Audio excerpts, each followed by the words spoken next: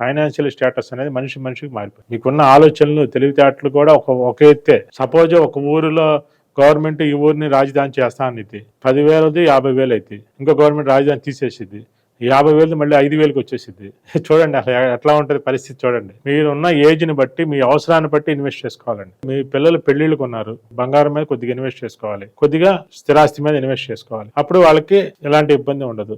మీకు బాగా తెలివితేటలు ఉండే, బాగా నాలెడ్జ్ ఉంది, అన్నిటికన్నా ఇంపార్టెంట్ టైం ఉంది, స్టాక్ మార్కెట్ లో పెట్టుకోండి. మ్యూచువల్ ఫండ్స్ పెట్టుకోవచ్చు లాంగ్ టర్మ్ అయితే. స్టాక్ మార్కెట్ అంటే ఏం లేదండి, మీ ఒక్క ఫైనాన్స్ ఒక్కటే చూసుకుంటే కుదరదు. 100 కంపెనీలు బాగోగులు మీరు చూసుకోగలిగితేనే స్టాక్ మార్కెట్ లో ఎంటర్ అవ్వాలి. మీరు బాగుంటే ఉపయోగం లేదు, ఆ కంపెనీలు బాగుండాలి. ఆ కంపెనీలు బాగుండాలంటే ఆ కంపెనీ ప్రొడక్ట్స్ ఏంటి అనేది మీకు అంత టైం ఉండగలగాలి.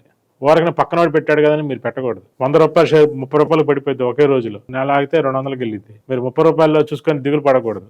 లాంగ్ టర్మ్ పెట్టుకోవాలి. మీకు అవసరానికి అలా ఎప్పుడు కూడా ఎక్కడ పడితే అలా ఇన్వెస్ట్ చేయకూడదు. ఏదైనా సరే మీ ఏజ్ని బట్టి, మీకున్న ఫైనాన్షియల్ స్టేటస్ని బట్టి పెట్టాలి. మా దగ్గర పరుపు కోసమే ఎన్ని ఆప్షన్లు పెట్టాను చూసారుగా.